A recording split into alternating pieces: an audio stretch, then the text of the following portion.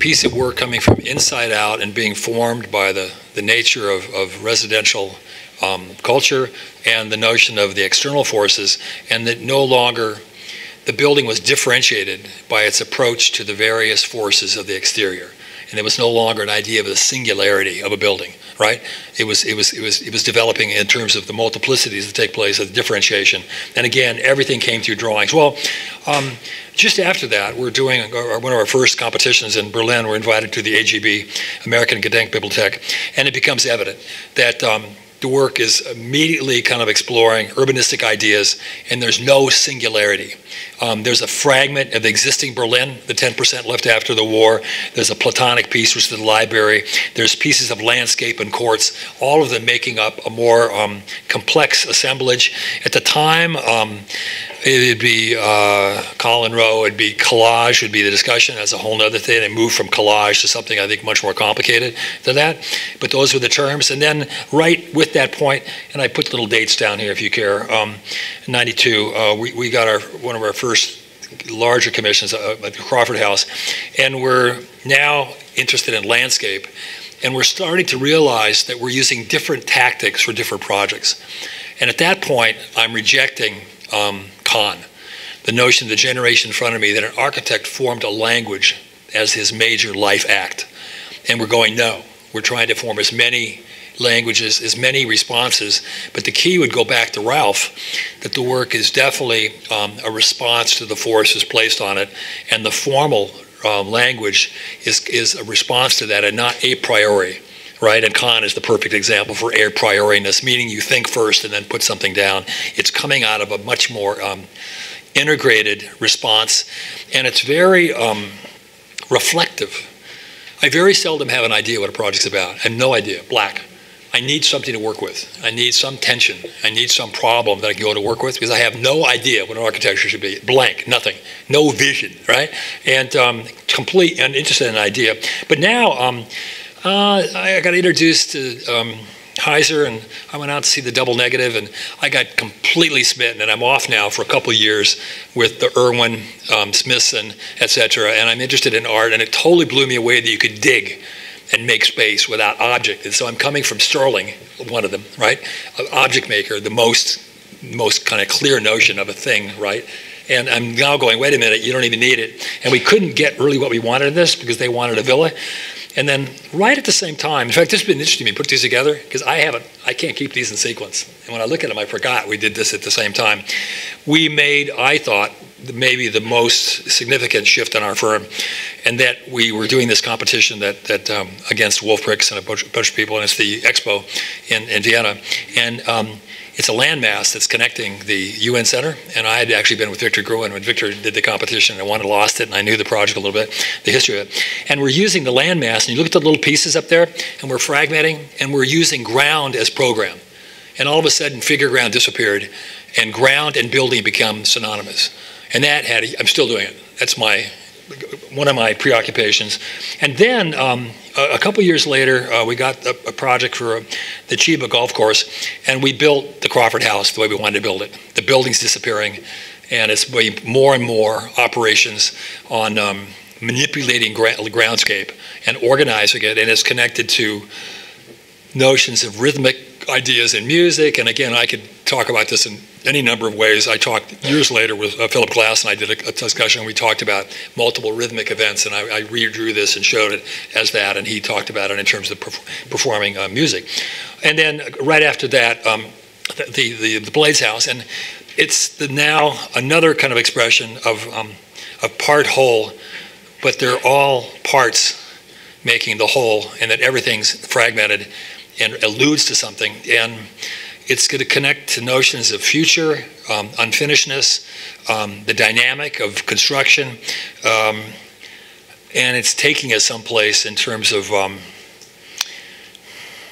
it's going to lead into future urban work. And you might even say, as I'm looking at this right now, you could even see fragments of this in the Berlin project, but the pieces are still a little more coherent, and we're breaking the pieces up a bit and attacking those, and each of them alludes to some other state, and it's another way of connecting things. And we're seeing architecture, again, we're challenging the singularity. Okay, well, so here we are, and in 96, and there was a change took place. The digital environment came, right? And we're using these absurd quadras. If anybody here is old enough to remember those things, they have less power than your iPhone. And I remember this kid came from MIT, Mark, and showed up, and we were asked to do a competition in Copenhagen for a conceptual thing about a walk through the city of a kilometer. And I took a series of photographs and put them together. And each photograph kind of we interpreted to an image and made this thing. And it changed us forever. We are now producing something that you cannot draw, right? They can only produce both in terms of the initiating objects and the relationships of the objects, and we can crawl inside it. Right, and just like this, there was a big conversation in the office. Do we ease into computers and they do some things and we do other things in drawing? I said, no way. And literally all the drafting boards went to Kazu Orion in Tokyo. And in one day, we cleaned the place out and did it maybe the hard way. And then it led immediately to stuff. So we're working in Korea, and now we're looking at a skin, and we can deal with the geometry and the mathematics of this thing because we have a tool that we're learning how to use that can make this. And again, the basic fundamental ideas can be the same, the differentiated edges. So when you see it from different places of the city, it keeps redefining itself. And it's in this case, they were a design group. So it was the Jim Dine. We were separating skin and body, and it became kind of very simple exercise. And then we got our first real piece of work. I remember walking through this with both Eric Moss and Richard Weinstein, and they said it was the first piece of architecture I did, and they were talking about the social act and the aesthetic act coming together, which is true. And we had got very, very lucky. All you guys out there, these guys will tell you that. There is a certain amount of happenstance, or maybe quite a bit of happenstance, because we're doing a school for the state of California, and they wanted guacamole stucco with tile roofs, and you have a standard budget. And we had this very unusual superintendent of schools in Pomona. And that thing you saw up in the corner, that's what I actually showed him. That was our now grounding. We're now moving through the landscape thing. And we're drawing it quite differently now. We're on a computer. And that's what I showed him. And then we built it. And then right with that, everything's taking place now with the digital. And it's just exploding the place. We're looking at forming something. And we can now have really complex, I'm missing something. Just before this was the NARA competition, and we used an elliptoid. We couldn't do anything with it. We built a mold. Mark McVeigh, does he teach here too? No, he did. Mark was working on the project, and we're starting to deform it and put it together. It took us a week to make the mold, to make the elliptoid, and we had like 4 weeks to do the competition. We said, screw that, and we started drawing it. And a year later, we've got a computer, and here we are in our competition for a theater, a series of theaters in the Rensselaer College, and we have the tools. And right with that now came model making, and we were the first person, I think, to buy a Form Z. And we're doing this, and again, we're moving at the speed of light now. And I now, at this point, have Marty Dosher in my office, a computer whiz who now heads up Dassault in Paris. And he's my Jim Klimt. With Frank. He's rebuilding us in terms of this, a strategical approach of the methodology, and we're in a different place, and we can also do this, and we can rationalize it, and I'll show you in a minute if this keeps going. And then with these 3 projects, the third was the Hoopa Bank, first competition we won in Europe. I had breakfasts in the morning, and I was extremely frustrated getting to be a fairly difficult human being. At this point, I was maybe 46 or 47, and we just couldn't get any buildings. And we won this competition, and I learned what a difference it is to work in Europe. That to be an American architect is an enormous handicap. These people just said, do what you do, and you have a budget, you have a time framework, it has to work functionally, and just let you go. And I couldn't build this building today.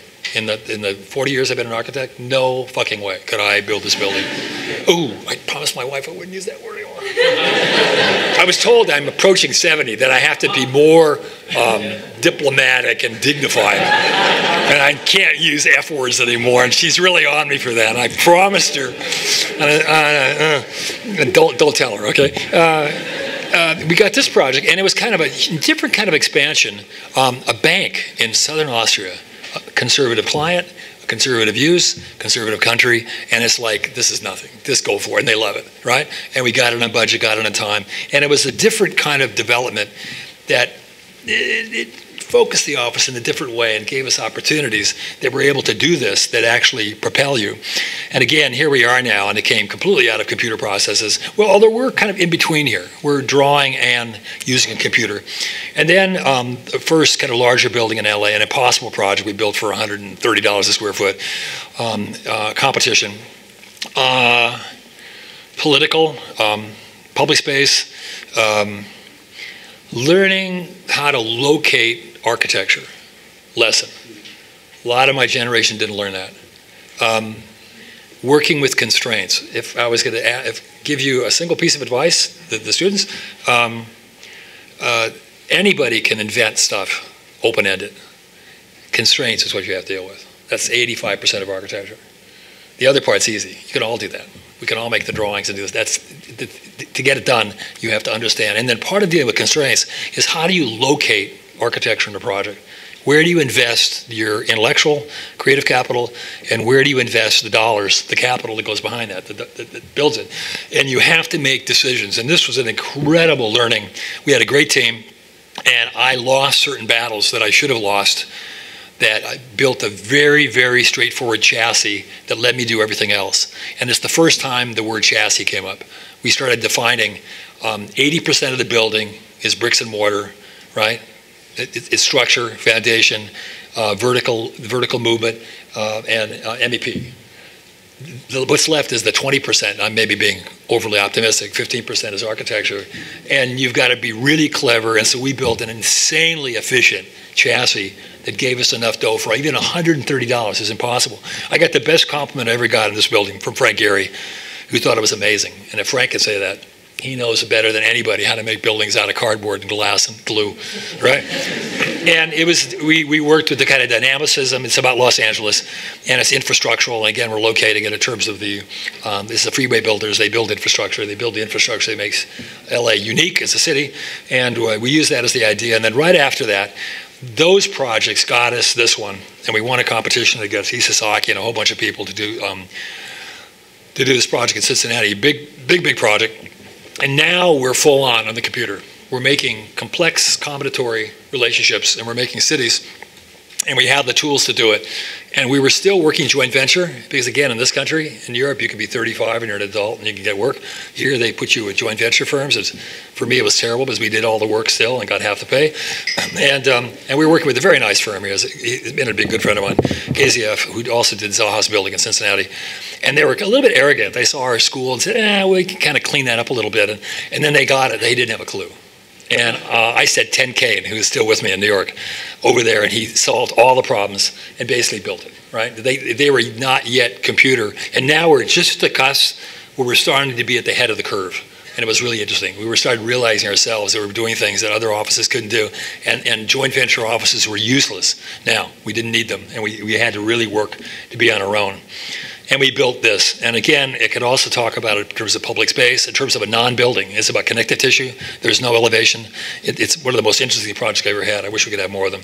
And then we got another Hoopa Bank, and it's going to be very much about landscape and making new horizons. And we have a new landscape, and you now move between the layers of landscape. And as you move through it, you can control how you see out of it, and it has a huge amount to affect the public space and the public movement of the building. One of the things that's demands you having a practice is at some point you have to get certain type of work to grow. And again, that's a bit of luck of the draw. Everybody that's been around for a while knows this. And we were getting just certain opportunities that ended up being really unusual. And we were, and by this time, this is, I'm probably 50 or young 50s right now, and we're starting to know more and more people. We're getting invited to things, and we're invited to do low-cost housing in Madrid. And for me, it was a phenomenal project. And then again, there'd be a whole conversation we might talk about as a social act and a cultural act, and I cannot see architecture as not political, and maybe that's my generation and be a conversation, right? And we got this, and you couldn't get this project in the States because it's stigmatized. And this is, in Europe, the director of the museum will live in social housing in Amsterdam, et cetera, et cetera.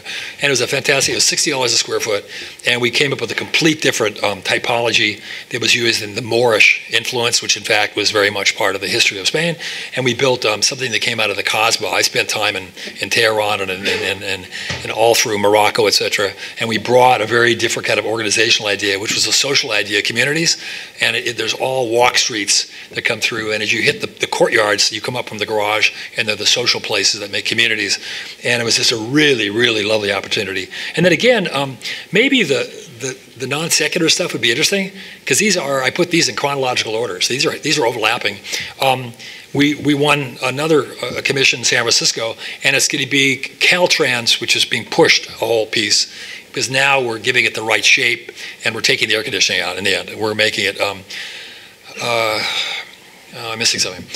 This is another marker in the office, and it represents the beginning of a strategic point of view. Up until this time, I still see I see the office as designers in traditional architectural terms.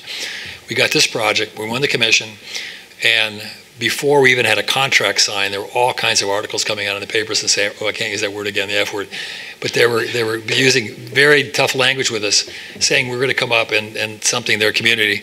And we hadn't even got the job yet. And we sat down, and is John Enright been? Of course he was here. John Enright is at this point working on the project.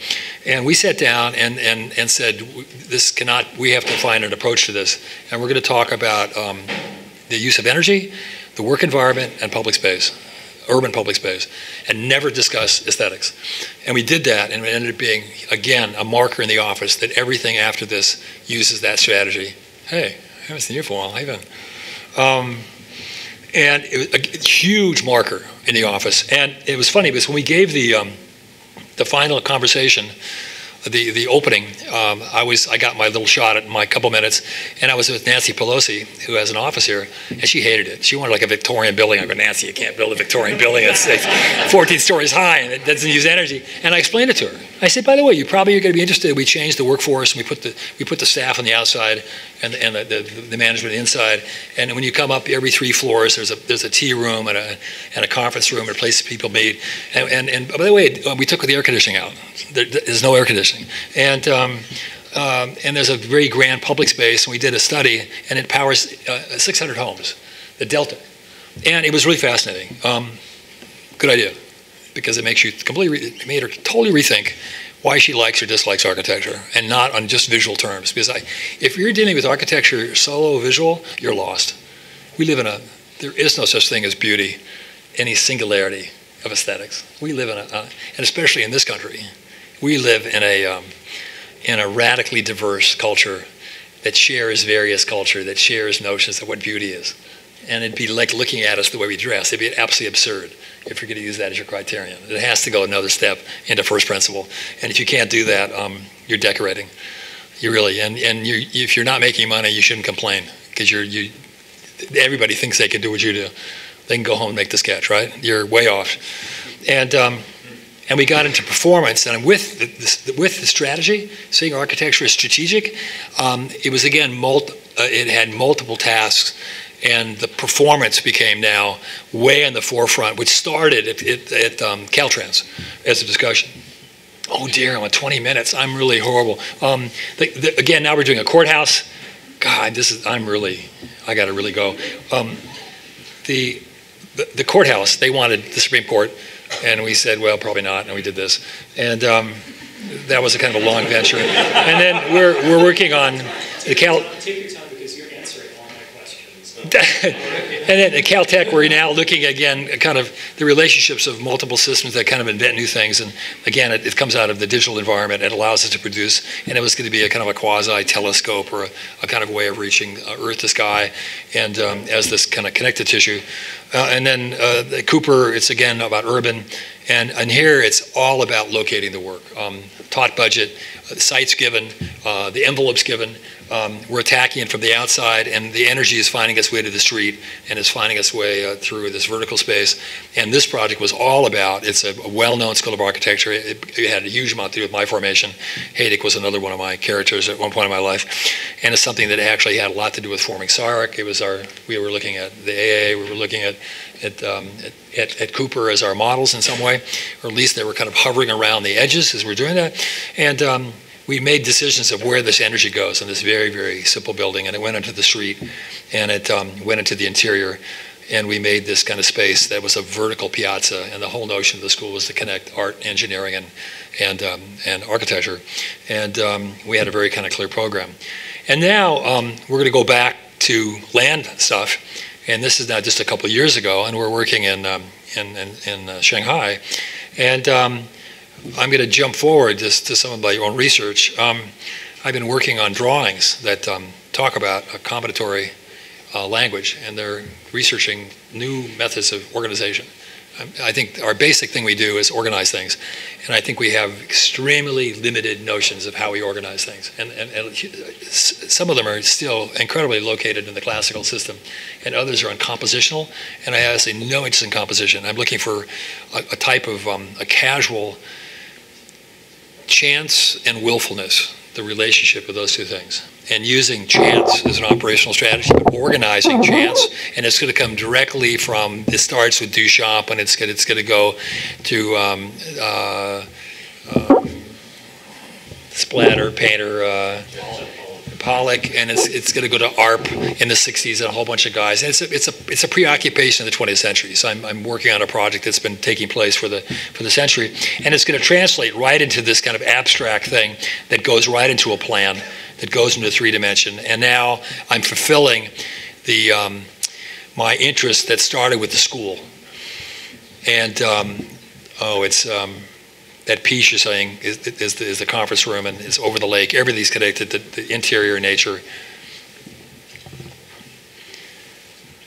And like the models of the fragments of Vienna competition, this case, 75% of the building is ground, and is a cut operation. And it's also using a language that I've been working with for a long time that came out of the drawings. And everything is connected to the relationship of 4 primitives and the numbers of variations. And the interest was that there's no spaces alike. You can cut a section through every meter of the building for 400 meters, and it's never equal. And I'm looking at a more biological model for organization than a traditional. And then just recently, the building in Dallas, and it's going to share building landscape. It's going to share now a kind of a shift in technology. Again, very, very tough budget. And this one now, I guess if we were going to get into it, it'd be more about the tectonic. We made the screen with Gates. We developed the idea. We literally made the molds in our studio, brought them over, worked back and forth for a year. Before the building was open, I'm opening up Architectural Record, and there's an ad for it. We're 6 months away from opening the building, and they're advertising. And my wife saw it, who's an MBA, and she looks at it and goes, "I already know what the answer is going to be. You didn't get a royalty in this, right?" And no, I didn't. And they're literally selling. And this is another thing that's actually quite important. The digital is allowed us form changes. It allowed us to deal with performance in a different way, and it allows us to do the tectonic, which puts us back in the driver's seat. We're making things, and in this case, we made this skin for $50 a square foot. I mean, that was a $100 delta, a third. And we took the $100 and made it look like an expensive building. And now you look at glass on cables, super, super expensive. And then the glass and the curved thing makes this look expensive. And the whole building looks like we spent $800, and it wasn't. But it's, again, differentiating where you invest the time and understanding that you now control the invention and the making of the product. And then a building that's just about finished here, the Emerson building. And again, this is going to go in 2 different directions. We're working with the process of making more complex form. So this is in Zahner, and it's now made in big planks. and brought out to the site and put together. And we've got somebody in his shop, great shop, by the way. It's everybody knows Tom Farage. It's Tom Farage on steroids. And we're working with Surface, and we're now kind of shifting. We kind of went through the screen, and we made no more screens. Let's go someplace else in the office. We've been there, done it. And we're working with scripting, and that'll be another conversation. Because now I have a specialist, a scripter that's coming up with, they claim infinite numbers, but we could look at the component parts and kind of what its implication is at a global level, and some construction photographs of the real building. This is kind of weird, and this kind of sky looks like a drawing, doesn't it? That's the building. And this is all about in-between space, which is going to be very much connected to my work drawing. Looking at all, I've loved the interstitial stuff. When I'm in Paris, I mean, the Haussmann is kind of boring. You do that, okay, you've done it.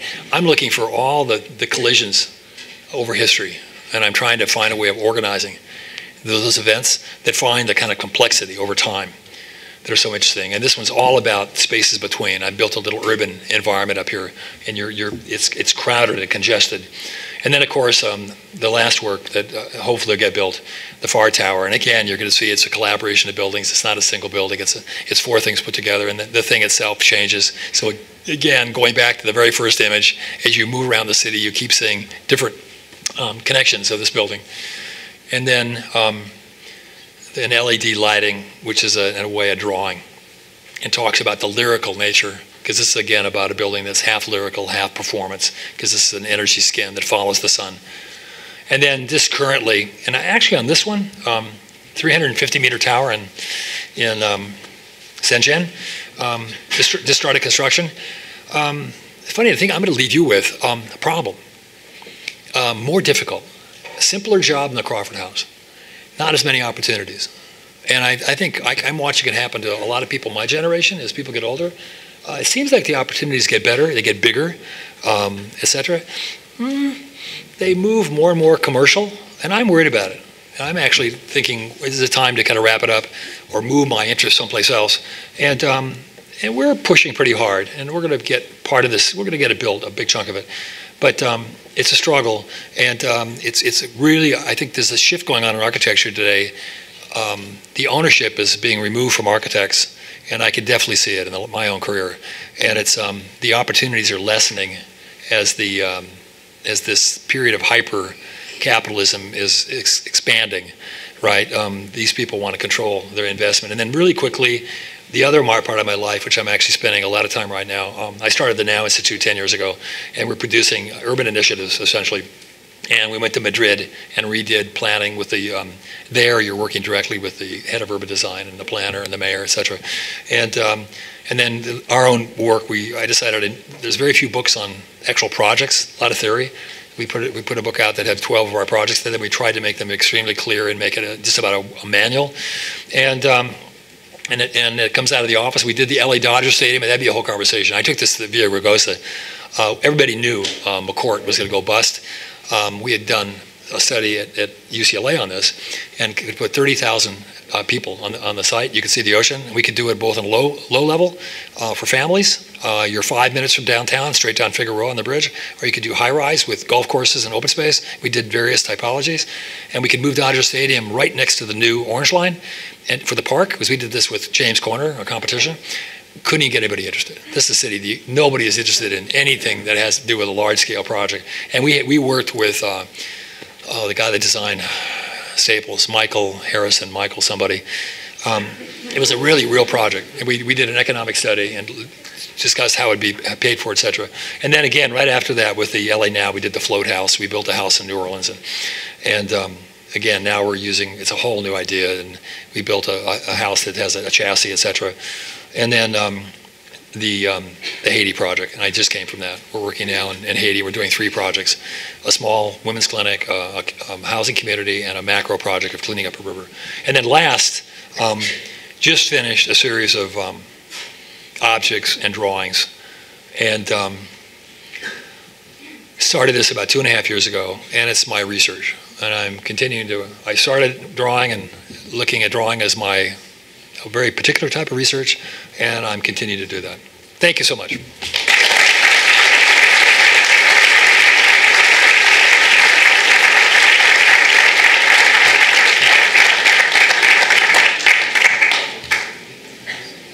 Okay, it's all you. Do they know the rules? I'm still not convinced there were rules. No. I gave him this presentation last week, but he gave me nothing, and that's the rule.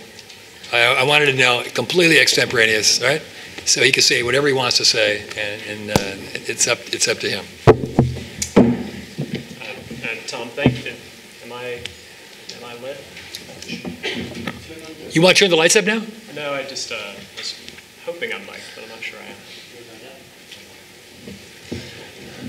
No, Tom, thank you, and thank all of you for having me. It's actually a real honor to be invited here to speak with you. And just at the school, I was thinking in Patrick's introduction that allusion to invisible cities, I think, is a really apt one for Los Angeles right now, and especially the way our kind of plenitude of incredibly strong architecture schools relate to one another. In many respects, they each seem like a different one of Calvino's environments that are each going after some interestingly common themes and well, in very, very diverse ways. But the thought that followed that one, Tom, was that to the degree they share a common purpose, and I think they really do, I think a lot of the discussion of architecture in Los Angeles has to do with the question you kept coming back to of dynamism. How you set architecture in motion in more provocative ways. How actually we answer what is, frankly, still in a lot of the more established academies of the East Coast, a question of architectural presence with compelling, convincing questions about how architecture can instead be about change and new possibilities rather than kind of reasserting its authority and its value. I think here we're more interested in what thinking about architecture can teach us about the field itself and others. But I do want to say this. Tom sent his presentation to me last week in a slightly revised form. I've seen it in radically chronological order. And based on that presentation of the work, I came up with these following questions. I'm just going to read you the headings of them because, frankly, Tom has touched on most, if not all of them tonight. So as I mentioned earlier, he's covered a lot of my ground, and I want to try to open this up to the field as quickly as I can. But these were the questions I was coming with, the headers. And the first was drawing beyond drawing, and I certainly want to come back to that one. The next one was teaching architectures. And I want to challenge you, looking at the work collectively, I think the question of school in your methodology and its role in your life and your role in schools, and the way schools factor into design innovation in your office is truly unique. I really want to come back to that one. A third, these were the three I was going to get if I only got three, was about atelier culture. And I know we're surrounded here by an incredible array of really innovative characters that have come out of your office. This too is unique to Morphosis. We have a lot of incredible firms in LA. Yours is the one with the legacy of really dynamic, remarkable figures, operating after their time with you, I think. Come back to whether there are any that challenge that. But the other ones, I was interested in, these are three that actually had more to do with sort of specific design issues. Skin and pattern, and the way that the planar becomes spatial in your work seems like a driving and consistent question through. I think it ties back to the question of drawing. A second, and this one I don't think we'll necessarily come back to, but it's perhaps a minor one, but historically salient one. The role of the cantilever in your work I'd like to talk about it because you're of a generation. There was a moment in the 1990s when a lot of people were trying to do different things with cantilevers, and I think actually those differences mattered 20 years later. And finally, the idea of the vignette, and you touched on this a little bit. I think this relates in our conversation a couple of weeks ago. We wound up a little bit with, we were talking a little bit about Jeff Kipnis and how he comes to your work. But I think one of the really compelling, valuable observations he makes about your work is that often it comes together with this incredible clarity and salience in specific moments. And going through the slides last week, I was struck by the strength, in particular, of images that captured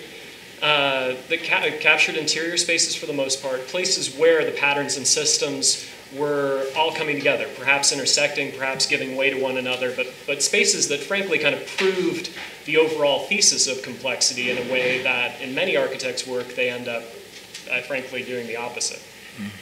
And finally, and these are broader questions, and you touched on a little bit, the question of performance.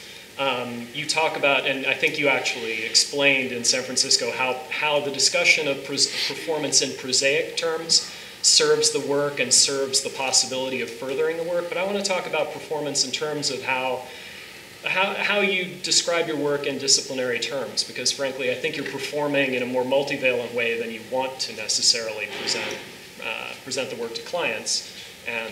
But I think in this audience, that's a message worth expanding on. And finally, music, we could talk a little bit about. I'm curious about the difference between your interest in jazz, Gary's in classical, and Wolf Pritzker's constant invocation of the Rolling Stones. And finally, he wants to be Keith Richards. Well, I'm sorry, I wanted to get kind of my cards on the table. I feel like this is sort of a this is very much a game of, it isn't Texas Hold'em. What is it when you play with, actually Texas Hold'em may have half the cards open on the table.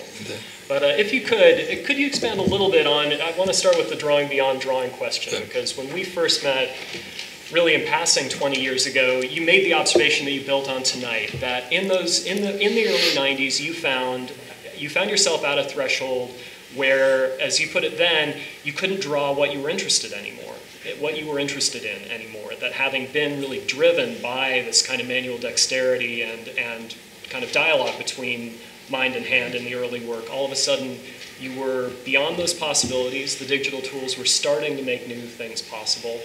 How do you see, and you came back to them a couple of times, but these hybrid composites, these urban hybrid composites, and I think I'm correct here that those last ones that you showed are named often for two cities that I think have been sort of run in cross-strait between they're each American other. And Chinese hybrid. Okay, and it's that more specific.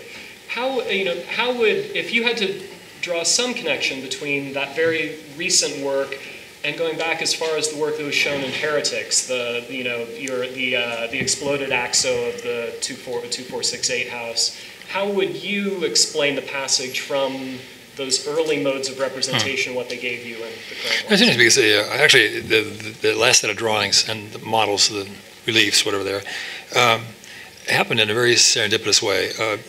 We were moving our office from Colorado, and we were building our space in the one you saw in Culver City, and we couldn't get it done right. We moved into temporary space, and part of the moving was consolidating stuff, and I was bringing storage stuff out from San Bernardino, and I had to open up all the crates to look at it.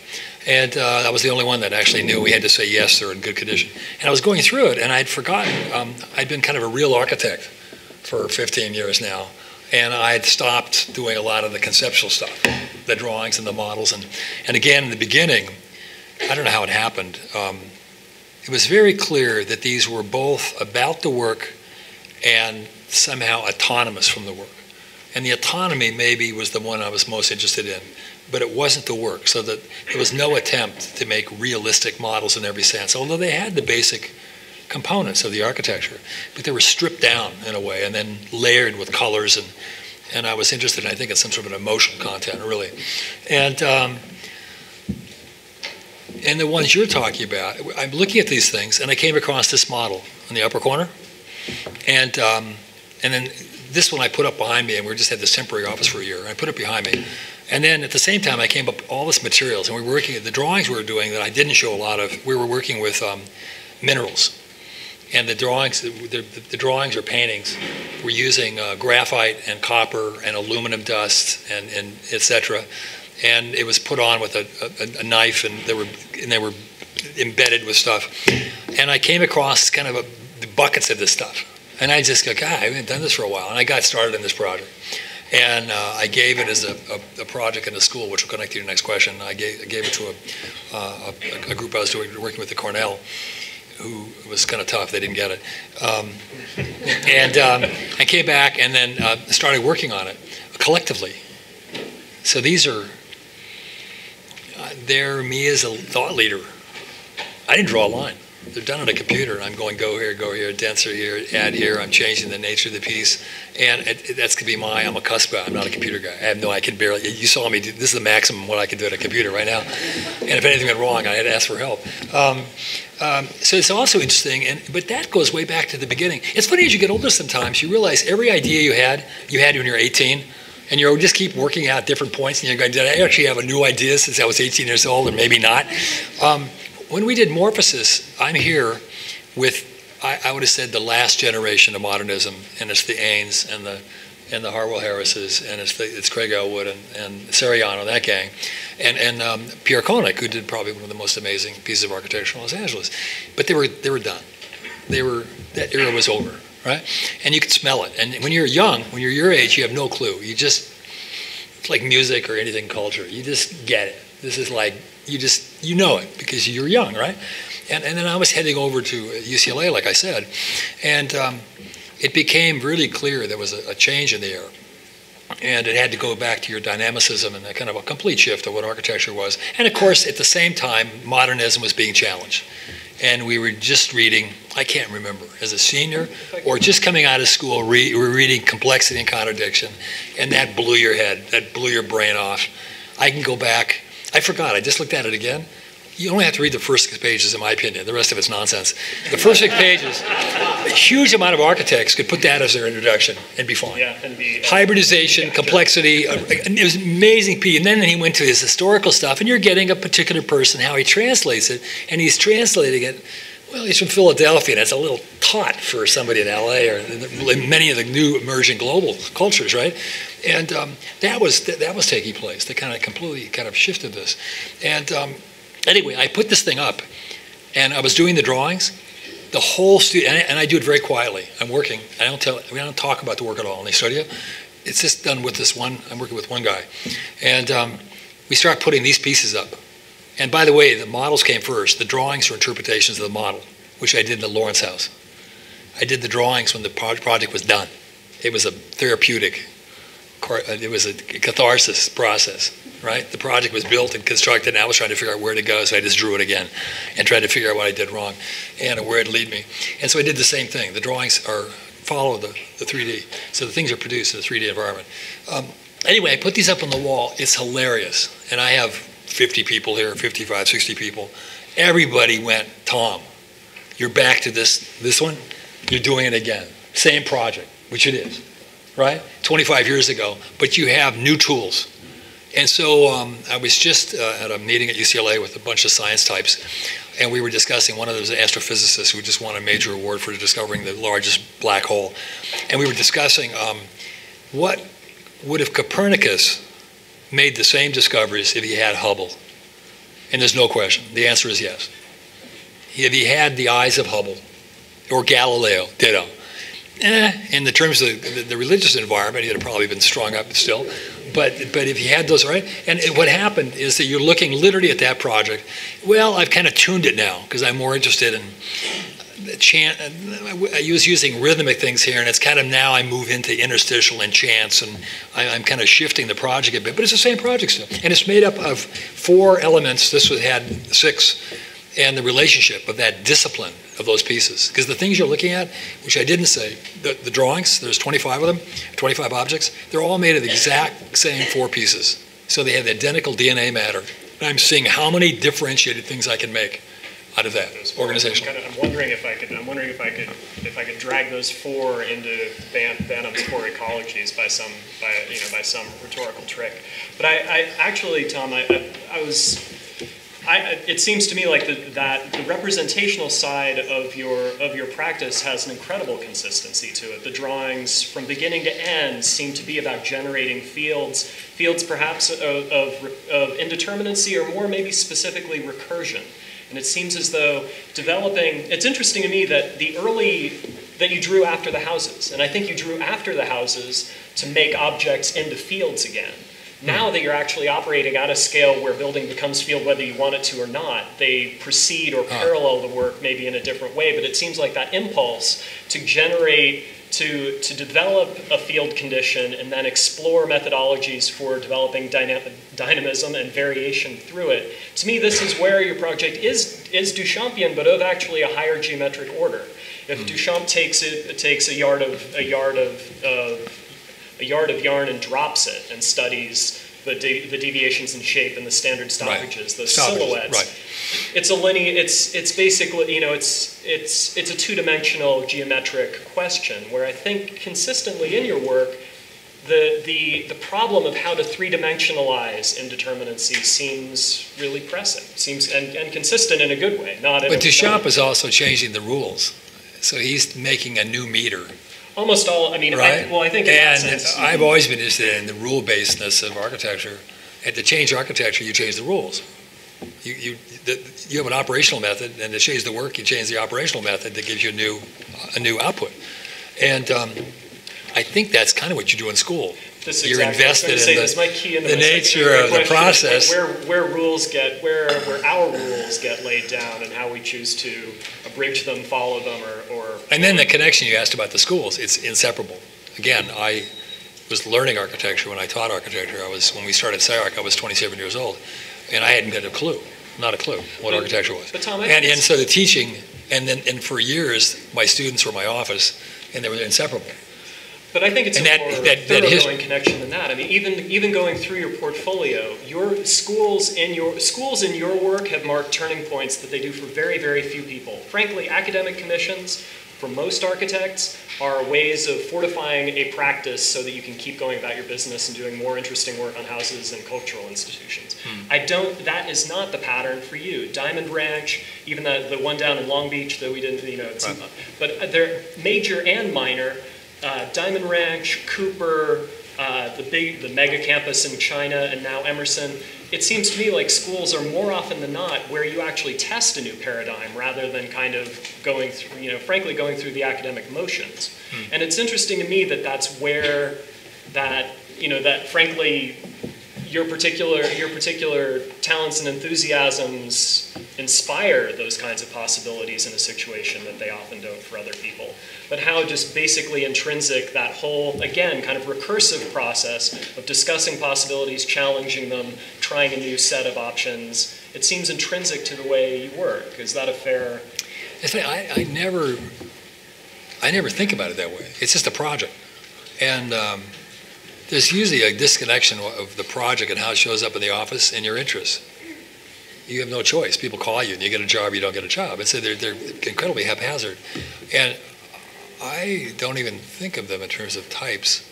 I just go to work solving the problem and using the best opportunities I can get. And I'm a persistent guy.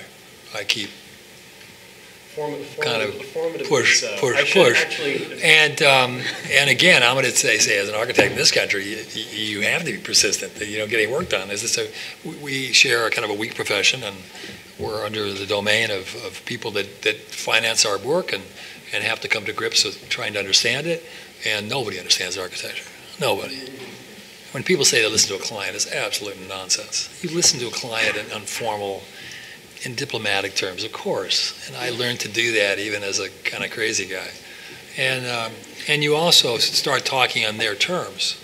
You don't talk about architecture. You talk about something they understand, because nobody understands architecture. I work with a lot of very bright people.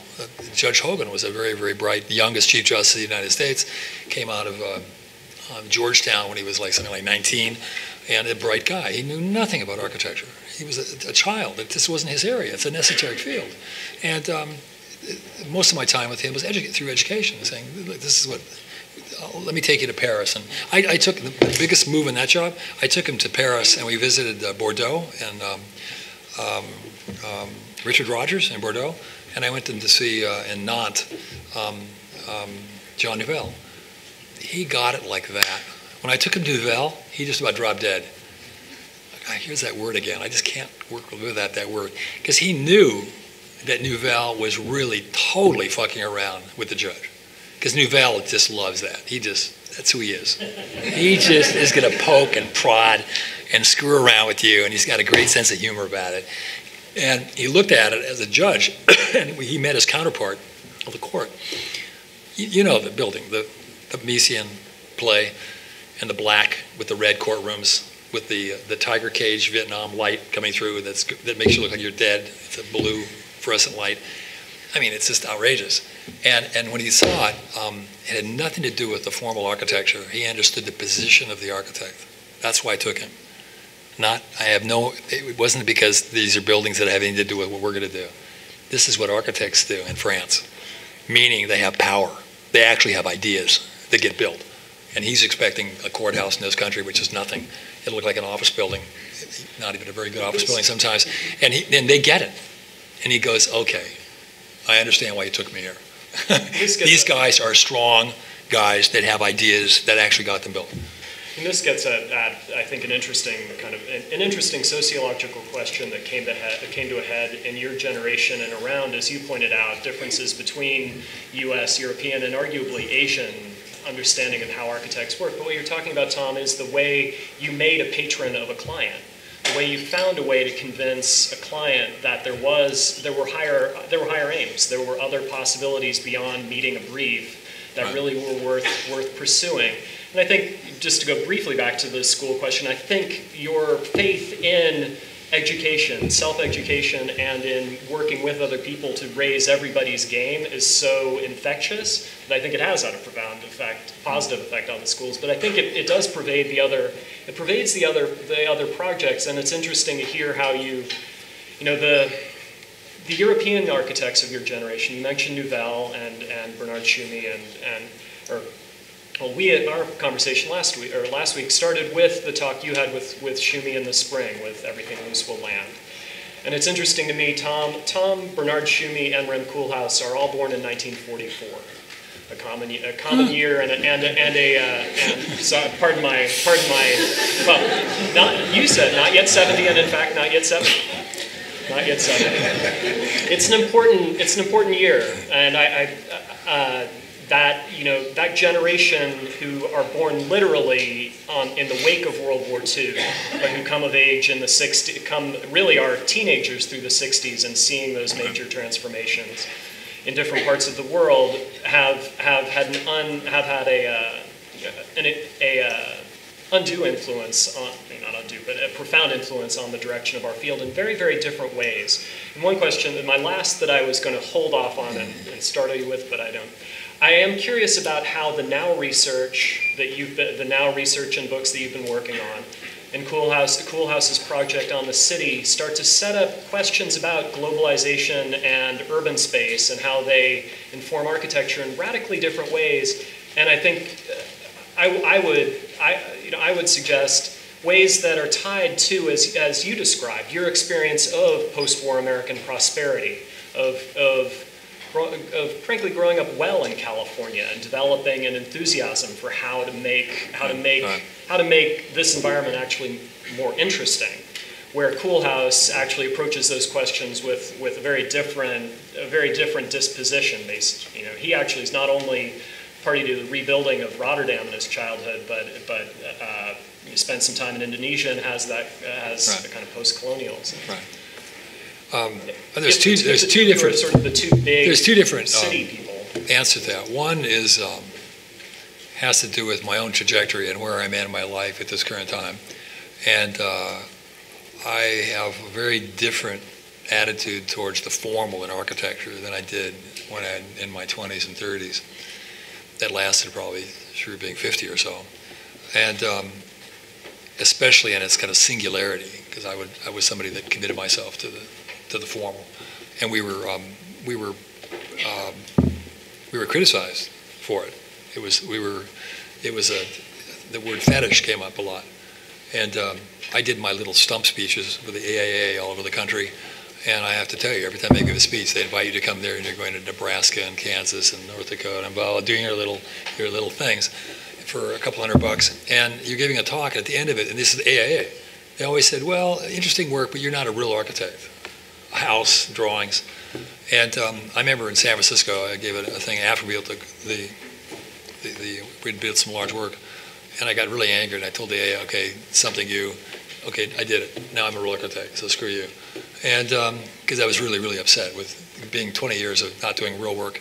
But but later you realize, and a huge amount of people who will do this, there are very different opportunities in doing a house, a cafe, a little shop, a facade, stuff. And there aren't huge issues that touch culture, ecology, urbanism, infrastructure, et cetera, et cetera. And you are working within you're proving yourself within formal terms in simple organizational firms, and you can get a job done on budget and all that kind of stuff, the pragmatics of architecture. And it wasn't until we got to larger work, the school that I showed you, that all of a sudden we touched reality. But you have to have the opportunity to do that. But you're getting criticized. We're going, hey guys, these are the projects that people are giving me. This is all I can do at 40 years old, and it's the best I can do, and that's the end of it.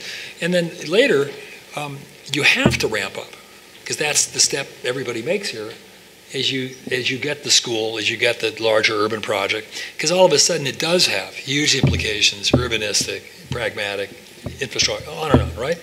And and then I think what's happened at this point in my life, I find the most compelling projects, especially as a teacher, in the urban infrastructural area. That architecture, my anticipation, your generation, the problems of the world today, global is way too simple and too general. The problems are going to have to do with the intensive urbanization that's taken place over the last 50 years, starting at the second half of the 20th century. That's radically accelerated in the 21st. And they're going to be urban, and I'm most interested because nobody knows how to do them. The Team 10 CIM were the last coherent urban project. They could speak about things infrastructurally in every urban sense, right? They could discuss it in social, political, cultural terms, and they had very, very coherent conversations, agree or disagree. There were coherent conversations. Urban design disappeared in '80 from schools, and it's kind of trickling back now at the precise time we need it. When now you're in China, jobs start at like 2 million square feet, and that's like a traditional, that's like the throwaway, right? And I'll be seeing Steve Hall tomorrow night. He gets these projects are all 3-4 million square feet. And what he needs is an urban strategy. And I just look at it, and that's the reason we did combinatory. It seems to me there's very few ideas on the table and very few coherent conversations still on how we treat cities and problems that are now no longer the megacity, which is, it seemed like it was my education. It was megastructures and it was Tangi, et cetera, right? It was just, it seemed like it was yesterday. That isn't the problem. Today, that's the problem. And then you look at whether it's in this country, whether it's in this city. So I look at the Dodger Stadium problem and go, that's really the interesting problem. That's the one I want to do. A really serious project that changes the city, and it's absolutely doable, and you have a strategy of how doing it, and you could be the person, you're still the only one trained to do this. The real estate people can't do it, financial people can't do it, builders don't do it. We're still trained to deal with complex, integrative problems, multifaceted problems. And it seems to me that's the most compelling problem. And so my energy right now is all with my teaching, is with LA Now. I just left my class, and the discussion was even how to present the project, because they're used to explaining it formally. And I'm going, no, what a waste of time. You're drawing, you don't have to say a word, you show it, it's there, you don't have to say anything about it. We understand two lines are crossing each other, it's about a penetration, one thing, the other. I go, duh. I go, no, you have to put it within historical terms, and you have to say, why is this even an interesting project? And if you cannot connect the dots, you can't move forward. Right? Does this have any implication in shaping behavior? Does it change us in any way, or does it solve any problem that we can articulate? And if not, no wonder we're broke. We're not solving any problem. Nobody needs us, nobody wants us. We don't do anything that's really relevant other than the aesthetic. And I think, again, maybe because I've been through that cycle, it's time that we move on from our radical overinvestment of the aesthetic. Can I ask you about your museum? Because a museum would at first appear to beg kind of architecture for architecture's sake questions. And I guess, could you take us through what I think is a kind of cultural infrastructural case for that building? And in particular, Thom, I guess I'm wondering, we're going to open the Broad Museum next year. Both of these were actually interesting to me initially for the strictly formal curiosity that they both involve cubes. That they're both remarkable. Cubes actually aren't easy to make into gallery space. It's hard to span that and light it and bring light down through it. But what's interesting to me about Perot is that, now I'm wondering if for you, the compelling aspect of this project is less maybe the cube and what your contractors are already, or your subcontractors already, your suppliers are already selling without any residuals, and more the mat that surrounds it and the way that moves to the city's edge. Probably shouldn't do this, but I will. We're doing this at the same time we're doing the ground project in Shanghai. There he is, Mario. Headed up the Shanghai project. And this is just after, I guess, right? We're starting just after that. And it was going to be a form, and the schematic ended up as this a ground form that kind of grew out of that.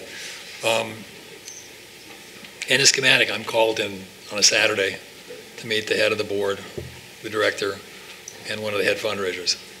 Tom, are you willing to change the building? If not, we're going to let you go. Guess what? It had to be orthogonal. I had 1 hour. Can't use escalator. Has to be orthogonal. I forgot the third one. Think about it. We'll give you an hour. Went out, got a cup of coffee, rattled around in my head, and came back and said, all right, we'll figure it out.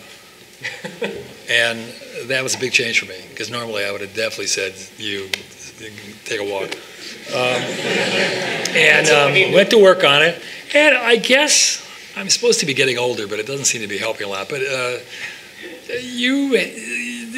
it takes a certain amount of flexibility to continue. And then we went to work, and the first thing I said, you know Rem built the theater as a cube. Kill for that cube. And I literally just said right to him, I said, no. I said, well, I don't want to be, you don't want us to compare to Rem. He just built the cube, the theater, a nice project that he's been working on for 30 years. And you don't want to make that comparison. I said, you know that critics will make that connection, and it's not a connection good for you, and it's not a connection good for me. And it's funny, strangely, if it didn't happen. So that's also kind of whatever reason. And we went to work on it, and then I put the escalator back, and I only put the escalator back, but I put it on the outside so everybody could see it. And that was a definite, to you. And by the way, though, this is the lesson. I came back 2 nights ago from Dallas. It was the year anniversary, and I'm kind of well liked there. It's a very popular building. It's been immensely successful, and all 3 characters I saw, the head of directors, the head fundraiser, and the director of the institution, Nicole Small, they love my ass. We're like best buddies in the history of mankind. And I was joking in my office, all my key people went to the opening, and we were joking, when you go through these, you put up the biggest fight you can put up, and they're going to a lot of times hate you. But in the end, you have to succeed. If you succeed, everything goes away. They forget everything. All right? And we just fought it out, and it's a weird thing to me because I see it. I can always see the cube. It had nothing to do with me. It just showed up as a cube. But then I started thinking about it, and when we won the competition for Cooper, it was a zoning envelope. It was done. That envelope, it was what it was. I go, well, this is not that unusual. It seemed weird because it was personal and not connected to any kind of a strategical thing. It's just a personal interest, and I see it as so evasive of architects. Because architecture is a contact sport. I mean, you're out there working. And I'm at a point in my life, if I wear out, it won't be the creative part, it's getting in the ring. Half of my life, I'm living up here. The other half, I'm in the ring, right? You got it? And the ring part, I'm a pretty big guy, and I still go to the gym, and it gets a little old at a time. And I'll testify, you actually eat well. Granola and fruit at our breakfast. But Tom, I'd love to open this up more broadly, and I'd like to kind of do it with a question leading into that. It was my third one, and it was both, in certain respects, the most important and most heartfelt in some ways, was about atelier culture. And I've given some thought to how different practices build a set of questions or possibilities that end up sustaining the practice for however long it takes, but also open up avenues of inquiry for the people that work with you. And I really do think, frankly, you're unique in this city for how people have left your practice and become compelling figures in their own right. And there are counterexamples, but I think the obvious counterexample I won't name leaves a lot of people actually, I think, date stamped by their time working. Yeah, there's a really simple answer for that, and these guys will shake their head or not, because there's a bunch of them here. But let me name a few, just because it's ridiculous how many there are. I mean, McKelly's here, Patrick and I are exactly contemporary in school. I mean, like you've launched the most, like the most prolific searching character in my generation in this city. I think George Yu, who is really beloved of all of us, and then the partnerships. Griffin Enright, Iwamoto Scott, Craig is your. Selwyn's here. You've had. I mean, frankly, you've had more proteges that have gone on to become voices in their own right than the rest of the LA practices combined since Gruen. And that's a remarkable, I mean, I think, to me, that's a real testament. That's interesting. I worked at Gruen just long enough to steal everything. Amazing environment. I showed up there. I'm 22, 23 years old, just out of school. And they give you the key. It's fantastic. And I remember I was on a design team doing a city plan for Long Beach. And the head of it, who was a project manager, somehow just mysteriously disappeared and nobody knew where he went. And they came to us, and it was Kisu Park at the time, and he was right under a guy named Edgardo Coutinho, who was partner with Victor. And they said, anybody here want to take it over? And I just go, I'll do it. And they go, okay, you're a project manager. I was there for like 3 months. I had no idea what I was doing. And it was this amazing horizontal environment that I just hugely respected. And then parallel to that, before that, I was going over to Archigram. That's where I took my name. I stole it from them. Archigram, collective practice, different characters working on different projects, totally dynamic notion of what a practice is, closer to the movie industry. And I had gotten to know Ron Herron a little bit in my visits to UCLA, and actually got hired by him when he was going to work for Pereira, but he got fired quicker than I could even get the job. And it completely came from Archigram and as a collective practice. And out of that, I joke with these guys. I'm kind of a manager. I'm never sure kind of what I do. Everybody in my office designs stuff. And I've learned years ago when I talk about my project, it's we. And if I say I'm going to get screwed up because maybe I didn't do that. And I can't keep track. I don't worry about it. I have no notion of who puts the line down. And I'm going to forget whether it was let's just literally a sketch I did. I'm going to forget who's put the idea on the table. And I could care less. And I think it's also that lead to your answer, because it's usually their work would be the answer. And I'm guiding the ship somehow. And I'm a teacher still, maybe. I'm still in that level. I'm a thought leader. And that came, by the way, as our big projects. I was using Paul Nakazawa. Has he been here? He organizes offices in terms of how you manage and think about yourself. And he was the first person that said, you're no longer a designer, you're a thought leader. You're way beyond that. And he put it in terms that made sense. And you guys agree? No, I disagree. Huh? Oh, I disagree.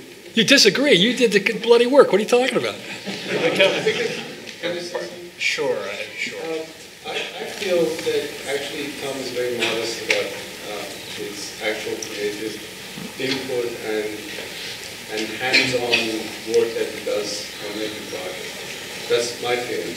Because there is a certain consistency within the development of your work, which is, there's an evolutionary quality within the work. Still the same concepts and ideas, changing, developing, refined, and goes from one project to the next project. But throughout the last, I've been out of the office for now 30 years, every time I look at the work, I still see your hand, I still see your touch with every project. I know a lot of people work on those projects, but when you said that I push, and Gary said that's an understatement with Thom. You don't push, you run. But this is, McKelly, and I want to turn this over. I should be careful here. It's funny. Thom said it feels like he's amongst family. I definitely feel like a distant cousin in this room, but still related. I really need to turn things over to Dean Ma and Hitoshi, who I expected to be sharing the stage with. And I want to do that, but I want to actually conclude with a compliment that goes to your point, McKelly, from Hernan Diaz Alonso. And I talked to Hernan after our breakfast, Thom, and I was saying we had a really interesting, kind of inspiring conversation. And I think Hernan gave you a compliment I'd like to pass on, which was, yeah, you know, the amazing thing, you leave a conversation with Thom, and you just want to work. You need to work. And I think that is, you know, whether, you know, however much the sensibilities are shared or determined, that seems like, you know, part of the key of it. But Dean Ma, if I could, please. Right. So first, I just wanted to thank Thom for your always generous lecture. All lectures you have given is loaded with projects and ideas. I got to raise the first question because I'm the host here. Thom, I have my impression of you in this city is not only because you have created remarkable work that could really raise the level of architectural practice in this city. And I don't see another person still on the horizon who kind of fulfill that role in the near future. But it's also full of, I would say, kind of productive contradictions in your work and in your words, and actually certain paradigms you have carried through all this year. I just want to point at one to them, which you have always stated that your time in USC has been absorbed by what Ralph Noll has been kind of pushed and developed. If Ralph is really about natural forces, and the forces that versus form is a process that is reducing the form. In other words, never assume what the form is and allow the force actually work on the prime and drill down to its ultimate form. You can stop in any of the moment, but you never know what it is. But your process seems to be a assemblage. In other words, it's also adding. It's actually a reverse process as the force being reduced in the form that's given. There is a model that you've shown that is a kind of this pile of white mammoth. What is it? The powder. As it was being milled. Yes, it was an early milled model of the Rensselaer, yes. the Rensselaer project. Right. That may have demonstrated my kind of curiosity there, because another school. For a moment, I think Ralph Noll is coming with this sun ray and winds, and it's going to blow this form into something. But then when the form actually reduced, then what it appears to be a form that is somehow is not the result of that reducing or eroding forces. That is not. So I'm just trying to, because form to you is really powerful. If the reasons are kind of traced back to the forces, I just want to know where the influences of that USC-ness in terms of force, and then your form that is obviously again, I'd have to ask your students. I came out of a generation that ended the kind of the singularity of working under a master. And so when I showed up, the generation right in front of me, you were either Corbusier or Mies. I remember even in the school, the classes right around, they'd be throwing things at each other, and they were violently, it'd be like a religious experience or something. And it's like Shiites and Sunnis on the two sides. And that completely broke down as I showed up, and I explained there were these very, very good, interesting people here. But they were all getting older, and there was a kind of an end of it. You could feel it was ending, and they'd done their primary work, and they were already protégés in a way of Schindler and Neutra. And something else is taking place. So again, the 1944 that comes up, and it'd be also Wolf Prix, who's 1943. All of us, because I met Wolf in the 80s, and we went to dinner, and then within a half an hour, we found that we had a commonality. He was at the AA, I was getting the comic books with Jim Stafford, and we both took our name from Archigram, and we had the same root. And then very quickly, you talk about the group you're talking about that was all born in that period of time. The influences left, they were no longer architecture. Because I have to say, even at SC, Ralph was the one that left me a little kernel that I kept working with. That wasn't my main influence. The music was rock and roll, film, literature of all types. the huge political, social, cultural changes that have taken place.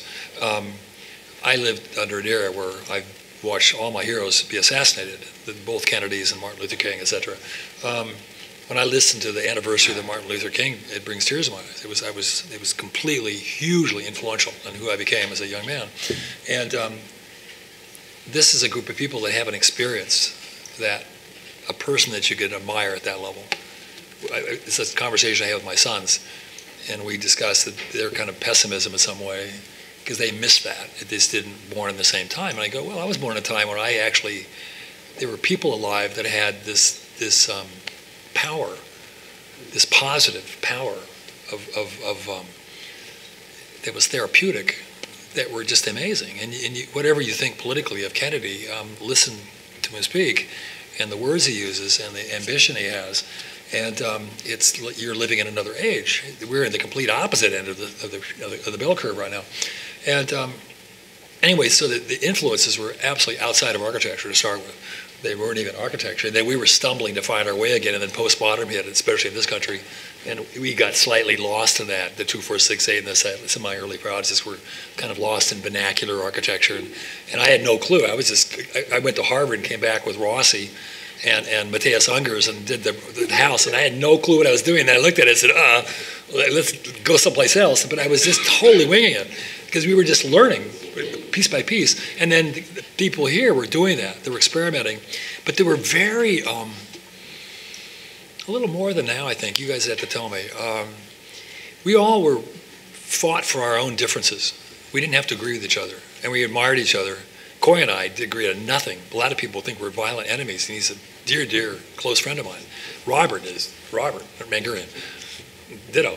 And Robert is a person I would say was one of the most respected teachers I've ever met in my life, and I have huge, huge honor of who he is as a person. And he's a little crazy, but he operates in a world that wouldn't be so odd if he was an artist or in theater or a writer, right? He could be a lot of things and just be a normal guy. But in architecture, it's a pretty conservative profession. We don't have that kind of tolerance. But I grew up in a time in LA that pushed that tolerance of what architects were, which absolutely formed me, right? Because I'm of the gang. I'm the conservative one. I'm absolutely a conservative guy. But it pushed me in terms of these characters that I was dealing with in the city. But the city still ends up being this really, really vibrant place in terms of education. Because I think that's one of the unique things about LA. You're either in LA or New York, and they go back and forth, which is the strongest, which is maybe not even an interesting conversation. But clearly, if you're in LA, it's one of the only cities, it'd only be New York in the US, where there's a critical mass of the kind of questions being asked and the kind of arguments that are taking place that that connect the academic world with the profession. And again, as you go from school to school, I'm amazed coming here. I forget myself. You look at the three schools, everybody that's teaching here knows each other, essentially, right? Hitoshi, he comes out of SCI-Arc. And it's just an amazing connected community here that gives the potential for continued new ideas and the kind of energy it takes to approach this field, yeah? And it makes the city a very, very unique place, and still is. And you guys I don't know how much you get around, but you also had the ability to connect. When I went out to Harvard, I spent time at MIT, and you're at Harvard, why not? It gets a different environment. And you have that here with the three main schools, and you've got another 4 feeder schools after that. There's a lot of institutions here. This was a remarkable year for connecting those dots with all the Pacific Standard Time shows. And I did some quick math on those, and Tom, your work is included in a healthy majority of the shows in very different contexts and with a very different rhetorical arguments for why it's included or how it's set in contrast with not only the architects of your generation you're talking about, which happens in the Heretics show, but in, I think, a really compelling way in Sylvia Lavin's Everything Loose Will Land, which is a catalog all of you should own while they can still be purchased. That's a beautiful show. That's a great one. It's a phenomenal, she really makes the case for what makes LA She basically looks at art and architecture in the 1970s and explains why Los Angeles made different transdisciplinary options possible that simply weren't possible anywhere else. I think it really, the aggregate momentum of the Pacific Standard Time shows is really to explain why Los Angeles. I actually don't think it's a rivalry between LA and New York anymore. All of the advanced geometry realized in New York Cooper Union, Gary's 2 projects, Neil Denari's project over the High Line, all of the advanced geometry in New York from LA firms. Weird. You know, some good European space firms. Hitoshi. Well, hi, my name is Hitoshi Abe. But I was a student like 25 years ago. At least. But I guess I will just connect this question back to this school. When I was at FAIA, it was 87. Can you hear him? Yeah, and I'm wondering if I could probably improve everybody's night if this mic went away from me and other people. Mine's good. There you go. So when I was a student at FAIA in 87, and then I met all the people you just described, and even a couple of people that I know also here was teacher. And then at that time, I feel like there's a kind of interesting sort of community, and at that time I still could feel somehow architects were in charge. But you also mentioned that in a lecture that you feel now that the people who is really controlling architects is shifting out, and then the architects started not to be more. And I feel similar things, and also at the same time, if you look at the young architects in LA, I feel also sometimes I wonder if they are really in church. And I really want to hear your kind of idea about what's going on in LA, and are we still actually energetic as the leader? Right. You know, it's funny, especially the whole group of people are talking about, and my instinct was it's either more difficult or tougher, and that the current generation is more passive. But then I started thinking about it, going, actually, I don't really, I think when you're starting architecture, you guys are you're hitting 20 or 21 or 22, however old you are, you have a certain, or you have to in architecture, have a certain optimism and energy and a kind of a thrust that's going to dive into this project. And I think what's happening today is that I'm at a place where I don't have the same kind of energy to enter the problem. And I can't figure out what I would do other than I've done it in another time and I figured it out because I'm someplace else, right? And so the problem is it's a context problem that my brain isn't working in a way what the hell I would do if I'm starting a practice, because that's not my problem. It's what do I do at this point in my practice? And I have a different energy level and a different set of things I bring into it. And there's just the same amount of talented people now as there were then. It's a bell curve. That doesn't change, right? It's the same. It's always the same. Definitely the environment has changed, but so has the whole profession. And that the potentials have changed at the same time. And how architecture is located in society has changed. And it's somehow is also adaptive to students that are part of a digital environment and to a non-physical. Again, I grew up in a physical environment, so I'm with you guys. I'm another species. I built things and made things. I was a kid. I built cars and race cars, and I was physical, right? I have 2 sons that grew up. They don't even know what's under the hood. It's just something that they move, and it used to be a kind of a joke with women. They look at radios and cup holders. Well, that's what everybody does today. They'll buy a car, a cup holder, and a good radio, and they have no idea. The physical is irrelevant. And I'm not in that generation, so I understand that I'm kind of out of touch. And the magazine, the whole culture I lived has disappeared. The magazines don't exist, books don't exist. We're in a transition of web and right digital environments, and it's going to lead to something. It just keeps changing, but I'm finally still be optimistic. They'll figure it out. You'll get it. But what we haven't talked about is what's absolutely key that I thought you might have brought up is a certain persistence and a depth of your work. And you can't get around that. It's 24/7. I still wake up at 3 in the morning on a student work.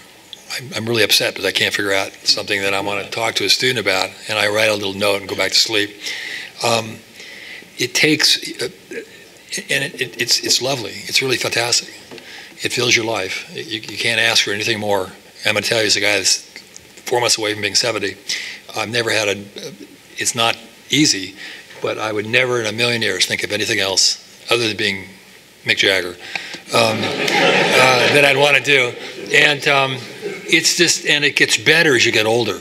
I'm way past the age where all kinds of friends of mine that are doctors and lawyers retired years ago and are sailing around the world in boats, and they're kind of bored as hell, and they die young because they're bored as hell. And it's fantastic, but it takes immense concentration and energy.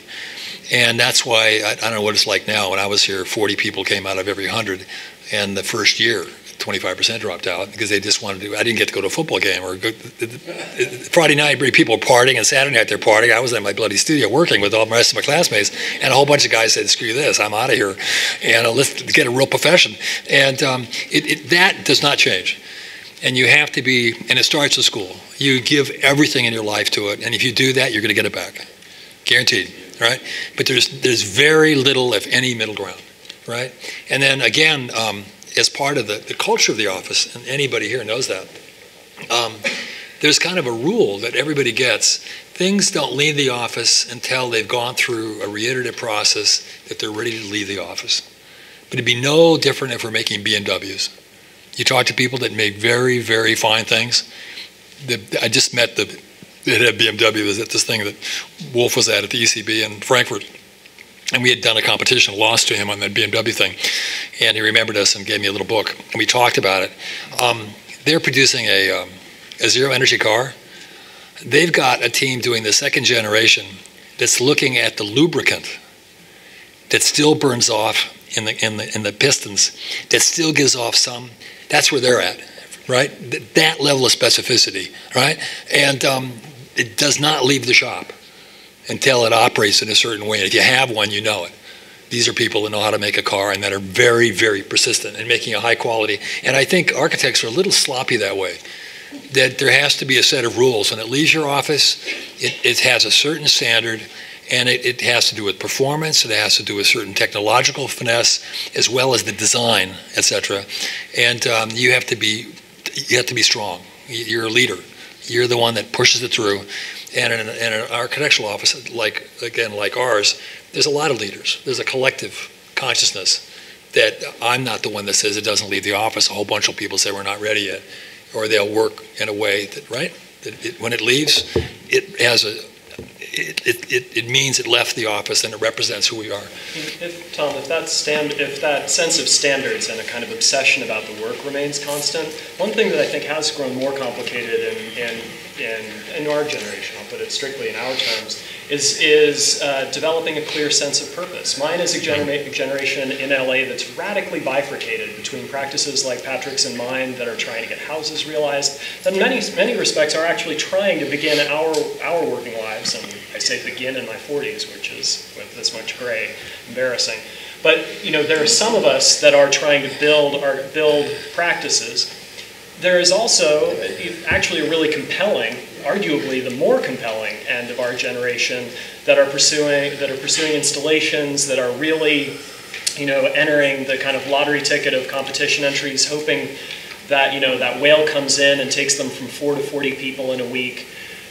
Mine is a generation that's staked its bets in very, very different ways. I would argue polarized ways. And I wonder if you have any thoughts. Yeah, but I know I chat with a lot of these guys. We keep in touch with each other, and we talk all the time. And I would have said that it hasn't changed that much. That the trajectory of architects, you still are heading for a certain place, and you want a certain scale of project, an urban project, public work, whatever. If you're from Amsterdam and you're Ben van Berkel, at 32, you get a huge bridge. That doesn't happen in this country. And it's not like you want to do, again, I'm not speaking for you, it's not necessarily you want to do residential work. You do residential work because that's the stuff you start with. And you've already got a big tower in China, and you have large-scale work. And it's just you're doing your early kind of work to get you to the next step. and making a name for yourself. And it's, to me, very much still part of being an American architect. That doesn't happen in a lot of cultures where you have those opportunities. And by the way, you should tell everybody you're 55 and you'd advance your career massively. You should model yourself as an architect. I'm 55. I'm ready to do like skyscrapers, and you'd be perfect. And go for the other direction. You look completely suitable, and just let it just take you right to the top. Let me do this. Is it all right if we? Yes. I'm a little new to the format here, but are there questions from the audience for Thom?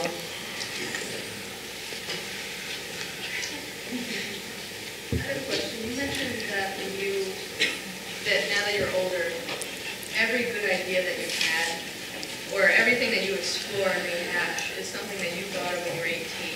Is there something that you thought of when you were 18, or are there a couple things? I'm kind of teasing. I didn't quite mean that literally. I think the part of that is quite literal is I think there's certain propensities of your generation, the things that were compelling to you growing up, that stay with you, because you're forming. Psychologists will say it at 5 years old, up, whatever. You're a quite young person. You're forming your nature of how you see the world, right? As you're going through the process of socialization, and most people kind of end that at 17 or 18. They're done, and some people keep going, right? But the average person, it's at 17. You formed who you think the world's about. If it's religious, blah blah blah. You're formed, right? And again, that'd be an issue for psychologists, psychiatrists. But it does, that vision of the world does propel really basic notions of how you see architecture within political, social, cultural, the terms that you see the world in. And we don't even know that. We have to wait a while for your generation. So we've got to wait 10 or 15 years, 20 years to see the product of that output before you can answer the question, who am I? Right? In terms of how does that affect the product of architecture, your notion of what architecture is or isn't. And it's how we're differentiated by generations, although I think that's kind of an old idea now. I don't think the world is separated by generations as much as by certain mental connections. But definitely there is a generational component to it. There's no question. It depends on how powerful it is. Make sense?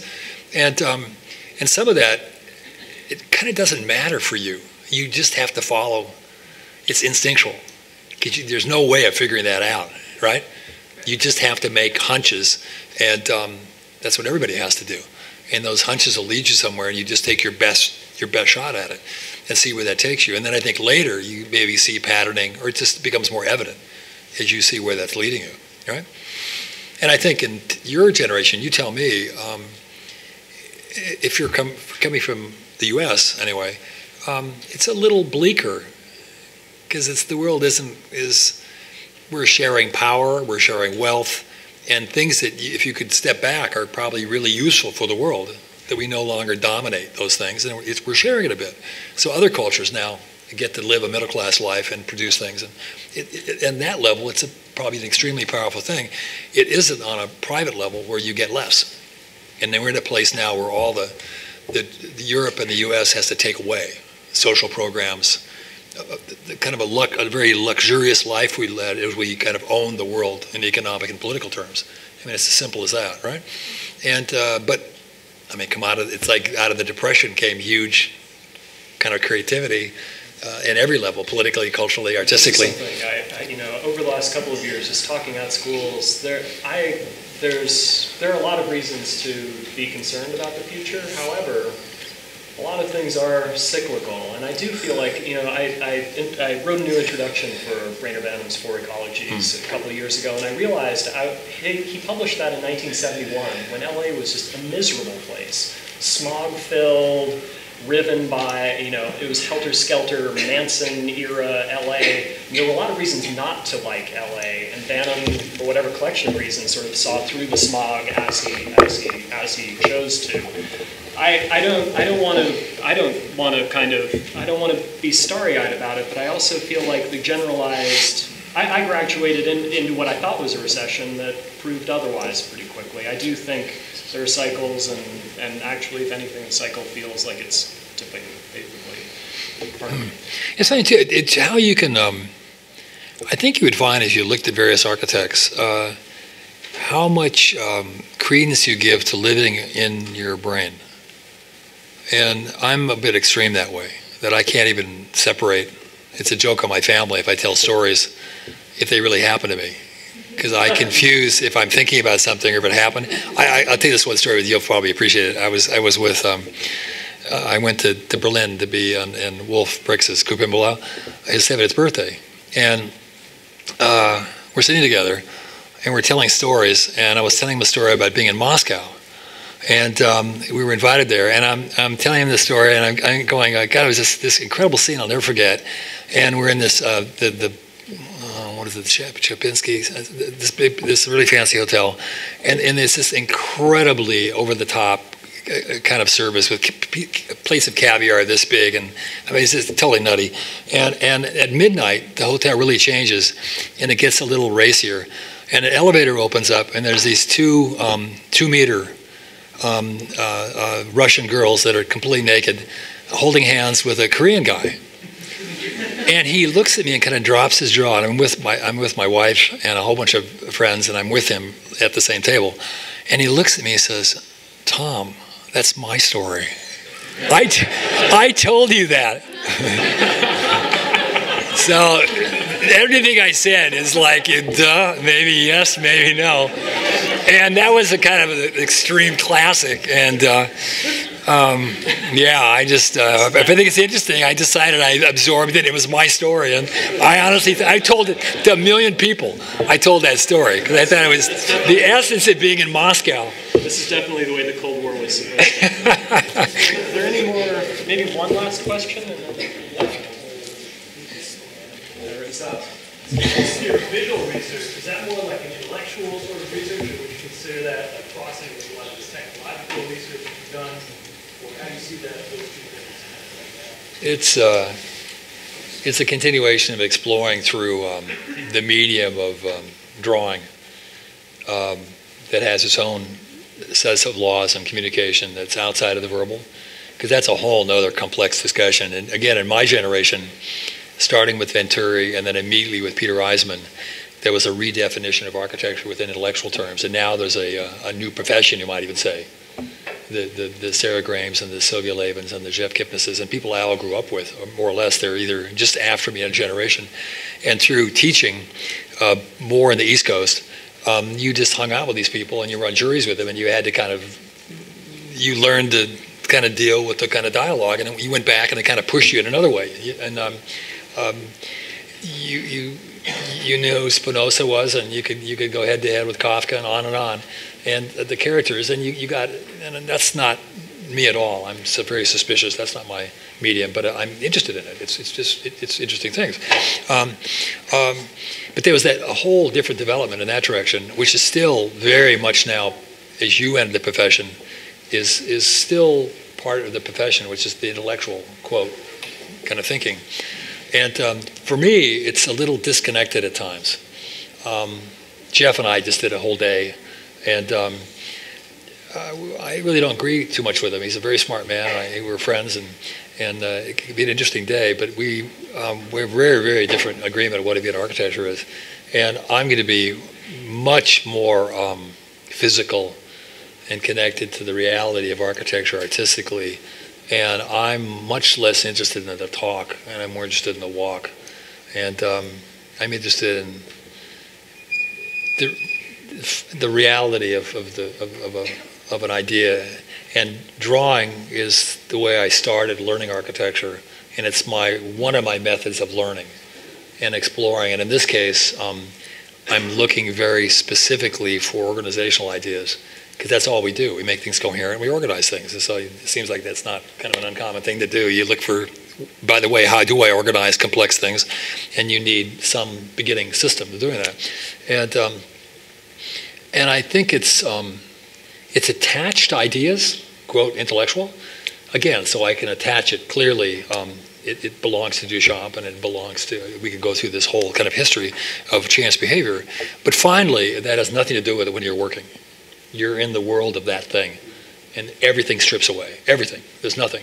It's just you and your intuition of moving things with a broad idea that guides you, that clearly, I guess, would be intellect. It's thought. It comes from the thought.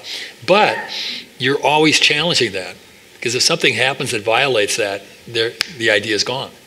And now you're going back and forth between this play of idea and thinking and thing that you're making. And you realize that the ideas form the thing, but are provisional. There is no law. We didn't get into the broader philosophy. I believe in nothing as a permanent thing. Nothing. Everything's provisional. There is no philosophy, religion, idea. Everything is just temporary. And it seems like we're wired differently that way. And they're doing some studies now that the brain actually, there's people that need rules, and their brain is set up that way. And there's people that lead nests of them, and I'm the second. Because I have I was brought up in a very conservative religious family, and I have no need for that. In fact, I find it kind of disturbing, and I need complete openness, and I'm totally comfortable with that.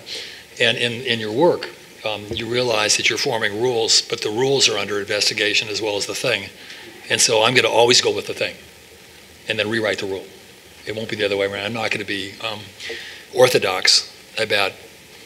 Peter would be, Eisenman would be more orthodox. Comes up with an idea, draws it, and it validates the thinking. In a way, I'm going to be the reverse. I'm going to want the thing to somehow challenge its initial premise and take you someplace else. And so it's going to be a balance between left and right, I guess. And it'd be people like Irwin.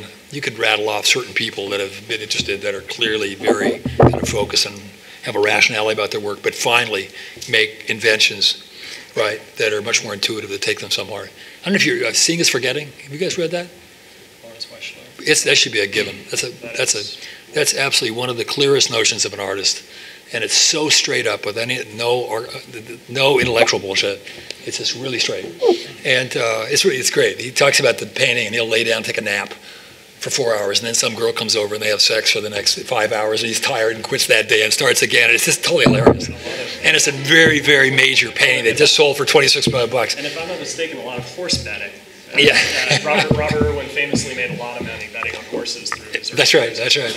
I hope actually, I hope with the Broad finishing and Liz Diller are likely here in the next year, I hope there's a conversation between the two of you about Duchamp. Because I'm reminded tonight, there are only a few architects that try to take up that, what I believe actually is a kind of nominalist tradition, what you just described of setting up conditions, but not necessarily rules to push work. But talk about that, just one last thing. It seems like your generation, it'd be really interesting, because it seems like architecture is in transition again. There's not a clear mandate, right? The digital thing seemed to occupy us for 15 or 20 years, and now it's just standard. Everybody, it's just the growth curve is kind of flattened out, like the computer, right? Computers, you used to buy one every 6 months, and now they flattened out, and you can go for 3 years. And I think that happens with a conceptual idea too. It seems to me it'd be a good time to kind of relocate architecture as a project, and you need some historical base. Kind of what have been the preoccupations of the 20th century, and then you're finding through that kind of where are the territories that are still open. And some of them are broader, like the urban versus architecture. There's a whole other conversation. But some of them are actually within the thinking, right? That picking up on project that there's still places for growth, right? I think that's all here. I think with that, Terrific. I'm not the one to draw the curtain here, but I will. Terrific. Thank you so much.